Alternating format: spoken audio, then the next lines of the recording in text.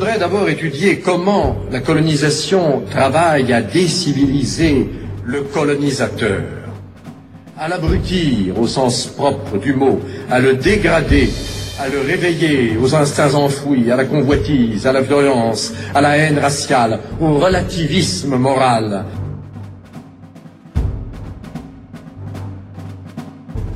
L'Afrique est un continent qui couvre 6% de la surface de la Terre et 20% de la surface des terres émergées. Sa superficie est de 30 415 873 km² avec les îles, ce qui en fait la 3e mondiale si l'on compte l'Amérique comme un seul continent. Avec plus de 1,3 milliard d'habitants, l'Afrique est le 2e continent le plus peuplé après l'Asie et représente 17,2% de la population mondiale en 2020. Le continent est bordé par la mer Méditerranée au nord, le canal de Suez et la mer Rouge au nord-est, l'océan Indien au sud-est et l'océan Atlantique à l'ouest.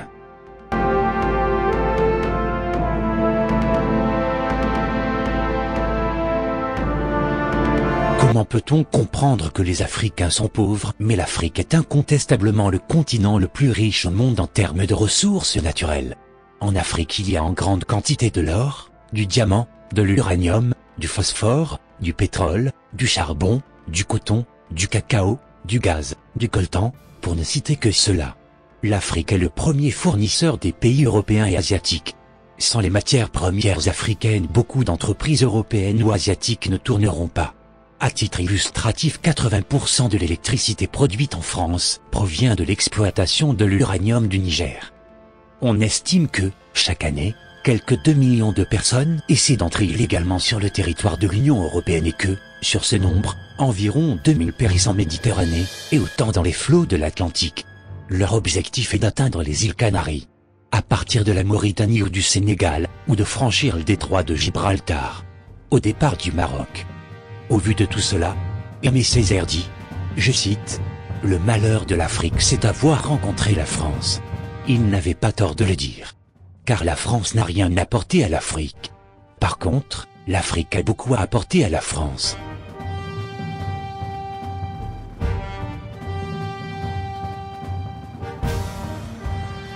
Lorsqu'à Conakry, Ahmed Sékou Touré, homme politique et syndicaliste, ancien président de la Guinée, déclencha l'abandon de la France, en faisant voter non au référendum initié par le général de Gaulle, visant à jeter les bases de l'Union française, un État fédéral composé de la France et de ses anciennes colonies. 3000 Français quittèrent le pays, en prenant tous leurs biens et en détruisant tout ce qui ne pouvait être déplacé. Les écoles, les crèches, les bâtiments de l'administration publique furent détruits, les voitures, les livres, les médicaments, les instruments de l'institut de recherche, les tracteurs furent écrasés et sabotés. Les chevaux, les vaches dans les fermes furent tués, et les nourritures entreposées furent brûlées ou empoisonnées. Le but de cet acte scandaleux était bien évidemment d'envoyer un message clair à toutes les autres colonies sur les conséquences encourues du rejet de la France. Le fait est que, peu à peu, la peur s'empara des élites africaines, et après ces événements aucun autre pays ne trouva jamais le courage de suivre l'exemple de Sékou Touré, dont le slogan était « Nous préférons la liberté dans la pauvreté à l'opulence dans l'esclavage ». Pour les pays nouvellement indépendants, il fallut trouver des compromis avec la France. Sylvanus Olympio, le premier président de la République du Togo, un petit pays d'Afrique de l'Ouest, trouva une solution susceptible de calmer les Français. Ne voulant pas continuer à subir une domination française, il refusa de signer le pacte colonial proposé par de Gaulle, mais accepta en contrepartie de payer une dette annuelle à la France, pour les soi-disant avantages obtenus lors de la colonisation française. Ce furent les seules conditions de la France, pour ne pas détruire le pays avant de partir. Toutefois, le montant estimé par la France était si grand que le remboursement de la soi-disant dette coloniale était proche de 40% du budget du pays en 1963.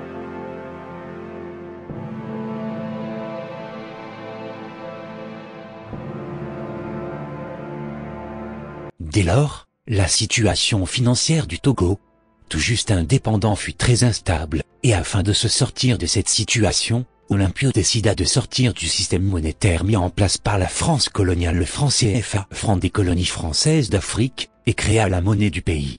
Le 13 janvier 1963, 3 jours après qu'il ait commencé à imprimer les nouveaux billets, une escouade de soldats soutenus par la France s'empara de lui et tua Le premier président élu de l'Afrique indépendante, Olympio, fut exécuté par un ex-légionnaire français, le sergent de l'armée Étienne Gnassingbé Beki, au passage, reçut à ce moment une prime de 612 $ de l'ambassade française locale pour le succès de sa mission.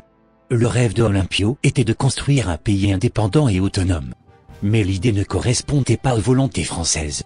Le 30 juin 1962, Modibo Keïta, le premier président de la République du Mali, décida également de se retirer du système monétaire, franc CFA imposé à 12 pays africains nouvellement indépendants. En effet, pour le président malien, qui se penchait plus vers une économie socialiste, il était clair que la colonisation qui perdurait avec ce pacte avec la France devenait un piège, un fardeau pour le développement du pays. Le 19 novembre 1968, comme Olympio, Keïta sera victime d'un coup d'État mené par un autre ex-légionnaire français, le lieutenant Moussa Traoré. Ainsi, durant cette période turbulente où l'Afrique luttait pour se libérer du joug de la colonisation européenne, la France usera à nombreuses reprises de mercenaires anciennement affiliés à la Légion étrangère pour réaliser des opérations coup de poing contre les présidents nouvellement élus. Au 1er janvier 1966, Jean Bédel Bokassa, ex-légionnaire français, portait un coup d'État contre David Dacko, le premier président de la République centrafricaine.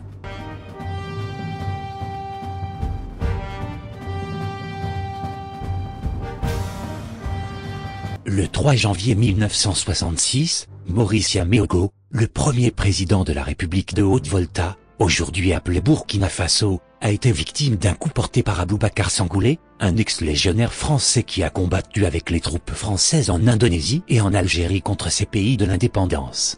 Le 26 octobre 1972, Mathieu Kérékou, qui était un garde de sécurité au président Hubert Maga, le premier président de la République du Bénin, a porté un coup d'État contre le président, après avoir fréquenté les écoles militaires françaises de 1968 à 1970.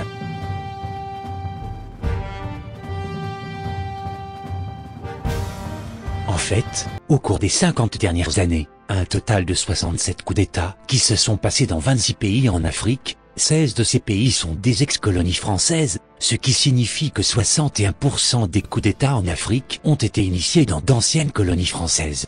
En mars 2008, l'ancien président français Jacques Chirac a déclaré « Sans l'Afrique, la France va glisser vers le bas dans le rang de 23e puissance du monde ».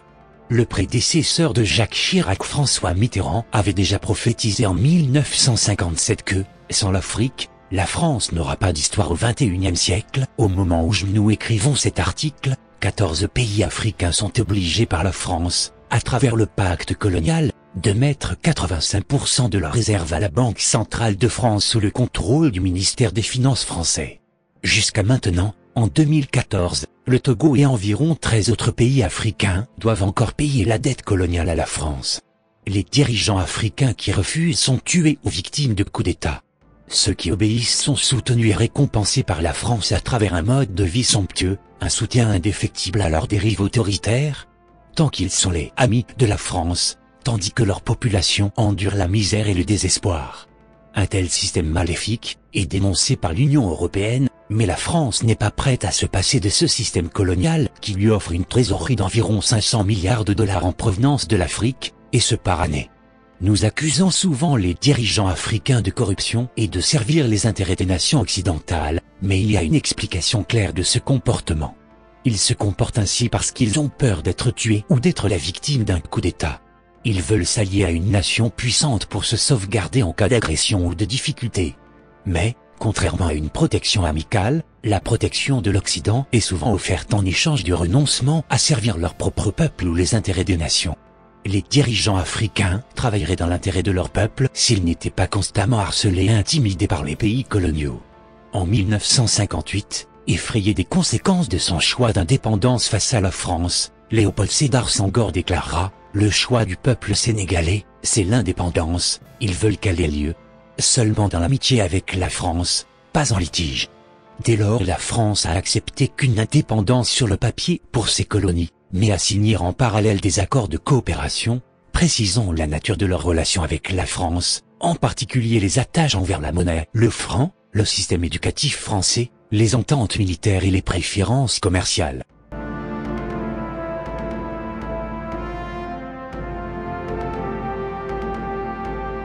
la dette coloniale pour les avantages de la colonisation française, la confiscation automatique des réserves nationales, le droit de priorité sur toute ressource brute ou naturelle découverte dans le pays, priorité aux intérêts aux entreprises françaises dans les marchés publics et constructions publiques, le droit exclusif de fournir des équipements militaires et de former les officiers militaires des pays, le droit pour la France de prédéployer des troupes et intervenir militairement dans le pays pour défendre ses intérêts, obligation de faire du français la langue officielle du pays et de la langue pour l'éducation, obligation d'utiliser l'argent de la France coloniale, le franc CFA, obligation d'envoyer en France le rapport annuel du solde et de réserve, renonciation à entrer en alliance militaire avec tout autre pays, sauf autorisation par la France, obligation de s'allier avec la France en situation de guerre ou de crise mondiale.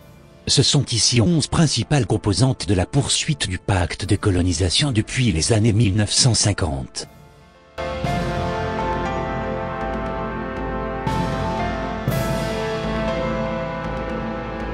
C'est à nous qu'il revient de libérer l'Afrique, sans demander la permission, parce que je ne peux toujours pas comprendre par exemple comment 450 soldats français en Côte d'Ivoire pourraient contrôler une population de 20 millions de personnes. La première réaction des personnes lorsqu'ils apprennent l'existence de l'impôt colonial français est souvent une question: jusqu'à quand?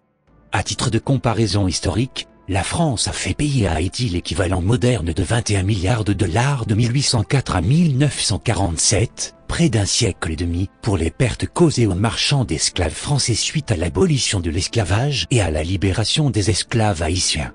Les pays africains paient la taxe coloniale depuis les 50 dernières années. Il faudrait une réelle prise de conscience de tous les Africains qui doivent comprendre que l'heure est venue de mettre de côté nos divisions internes. Il faut mettre fin à toutes ces guerres civiles, religieuses et ethniques, car sans la paix on ne peut songer au développement. Les Africains doivent ensuite choisir des dirigeants qui viendront servir le peuple et non se servir.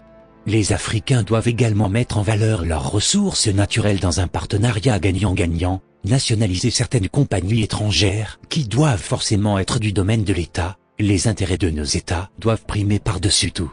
Ensuite, les Africains doivent aller vers une intégration beaucoup plus poussée en donnant par exemple la chance aux idées panafricaines, car aujourd'hui dans le contexte actuel de la globalisation et de la mondialisation, un État ne peut se suffire à lui seul. Il faut que les Africains créent un marché africain, comme le disait le capitaine Thomas Sankara.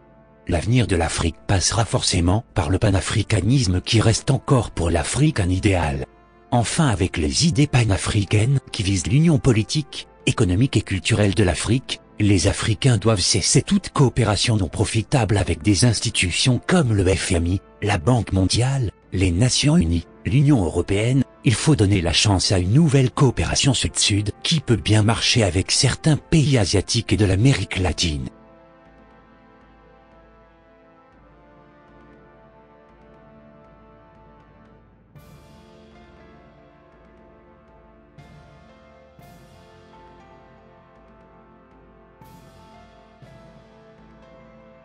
C'est tout pour aujourd'hui.